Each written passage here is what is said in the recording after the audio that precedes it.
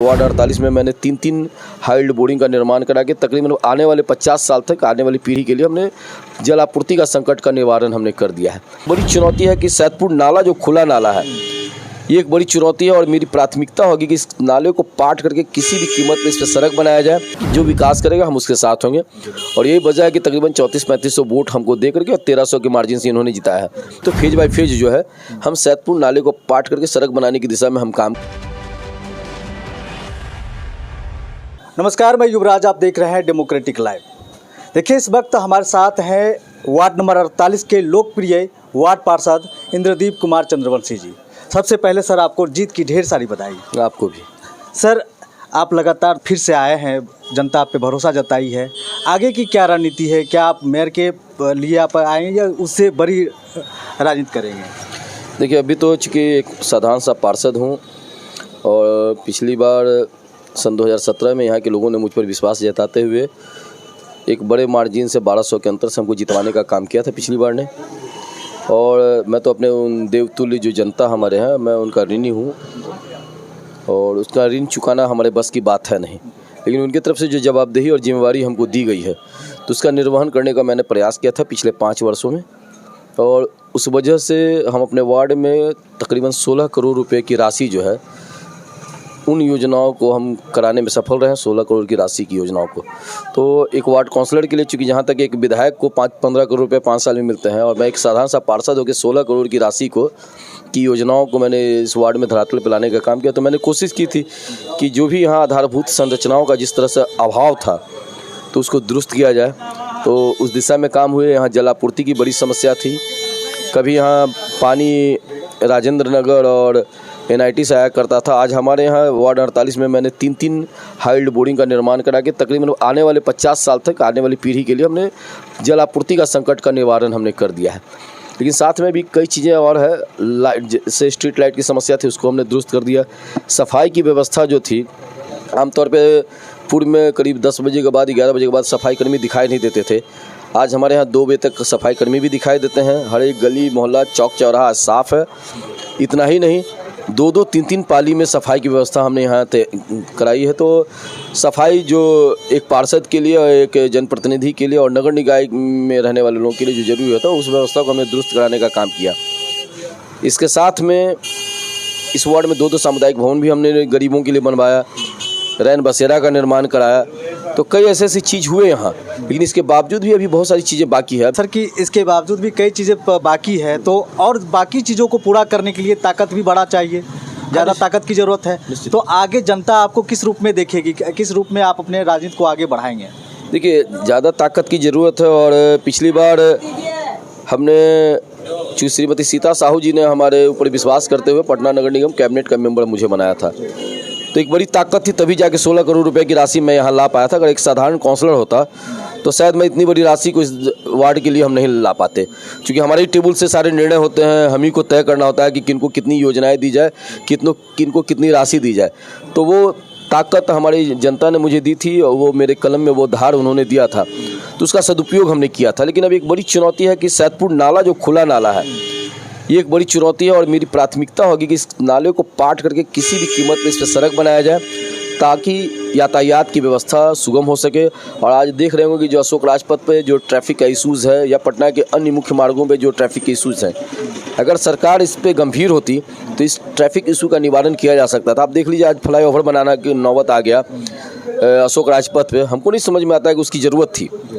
सरकार की दूरदर्शिता का अभाव है सरकार में, इसमें कोई दो मत नहीं है। जितना करोड़ रुपया उस पर खर्च किया जा रहा है, मामूली पैसे से सैदपुर नहर को पाट करके हम गाय घाट तक के लिए और 0 माइल तक के लिए एक सड़क की व्यवस्था कर सकते थे। प्रतिद्वंदी इसको चुनावी मुद्दा भी बनाया। हाँ जी, प्रतिद्वंदी हमारे यहाँ चुनावी मुद्दा भी बना रखा था। लेकिन अब 300 करोड़ रुपए और 400 करोड़ रुपए की हैसियत किसी पार्षद में नहीं होता है। प्रतिद्वंदी की नासमझी पे मुझे हंसी आती है कि एक पार्षद की हैसियत क्या होती है शायद उनको नहीं मालूम है। कल तक एक पार्षद झाड़ू मारने के अलावा और कोई काम नहीं किया करता था, ठीक है, लेकिन एक पार्षद 16 करोड़ की योजना आपके यहाँ ला करके रख दिया है, करा दिया है।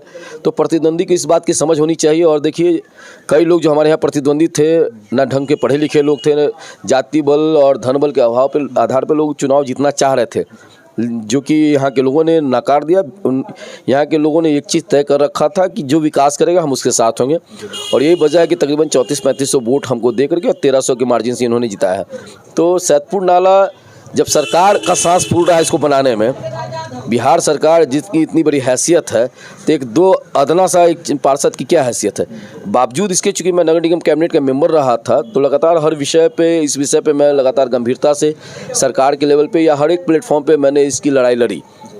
अब चूँकि मेरे लिए अपने आप में एक चुनौती है, अगर सरकार का मंत्री बनने में सफल रहा तो निश्चित तौर से हमारी प्राथमिकता हुई कि एक बार में ना सही तो फेज बाय फेज जो है हम सैदपुर नाले को पाट करके सड़क बनाने की दिशा में हम काम करेंगे, और इसके लिए मैं वचनबद्ध हूँ और प्रतिबद्ध भी हूँ।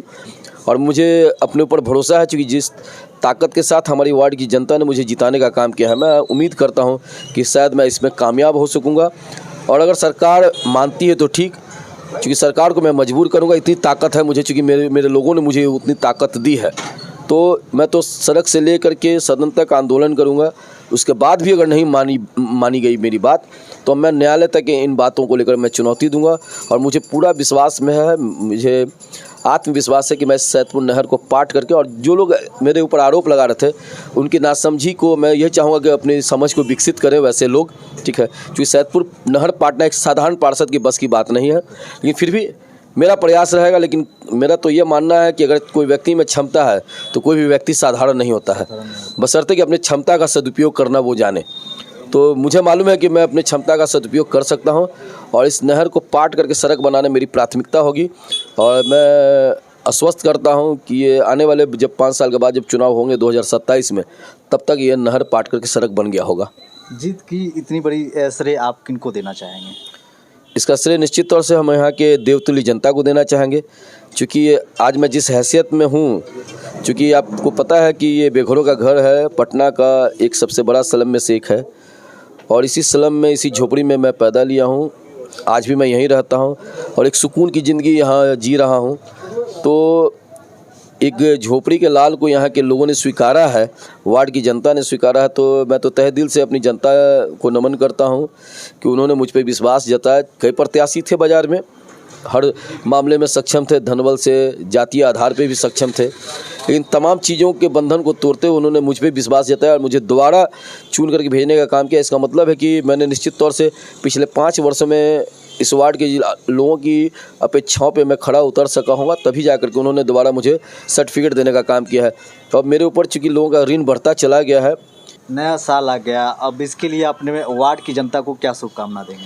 देखिए, वार्ड की जनता को यही शुभकामना दूंगा, क्योंकि पिछले 5 साल का कार्यकाल जो हमारा रहा बड़ा कष्टकारी रहा।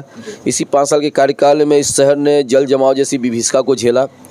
इसी कार्यकाल में तकरीबन 2 साल तक यहाँ के लोग घर में अपनी ज़िंदगी बंद कर करके रहने को मजबूर रहे। कोरोना महामारी जैसी आपदा से भी यहाँ के लोगों ने 5 साल तक, उसमें से 2 महत्वपूर्ण साल इन्होंने झेला है। तो मैं तो इस वर्ष यही प्रार्थना करूंगा कि आने वाला वर्ष जो है खुशहाल हो लोगों के लिए, जीवन में नई उमंगें, नई आशाओं के साथ, और अपने वार्ड के लोगों के विकास में जो भी मेरी सहभागिता हो सकती है, मैं कोशिश करूंगा कि मेरा वार्ड खुशहाल हो, मेरे वार्ड के लोग खुशहाल हों, और उनका स्वर्णिम भविष्य के लिए मैं कामना करता हूं। और उसमें जहां भी मेरी आवश्यकता होगी मैं उनके साथ हमेशा तत्क्षण मैं खड़ा रहूँगा। धन्यवाद। तो हमारे साथ वार्ड नंबर 48 के लोकप्रिय वार्ड पार्षद इंद्रदीप कुमार चंद्रवंशी जी मौजूद थे। हमारे सभी सवालों का जवाब इन्होंने विभाग से दिया है, और आपने सुना कि किस तरह से इनका सपना है कि जो नालों को प्रतिद्वंदी ने एक चुनावी मुद्दा बना रखा है, अब उन नालों को पार्ट बाय पार्ट इन्होंने एक एक करके, मतलब खंड बाय खंड करके उसको सड़क में तब्दील करेंगे। तो इसी तरह की खबरों से अपडेट रहने के लिए देखते रहिए डेमोक्रेटिक लाइव, और अभी तक हमारे चैनल को सब्सक्राइब नहीं किया तो कर लीजिए। फेसबुक पे देख रहे हैं तो लाइक फॉलो कर लीजिए, साथ ही साथ ट्विटर भी फॉलो करें, हमारे वेबसाइट को भी विजिट करें। धन्यवाद।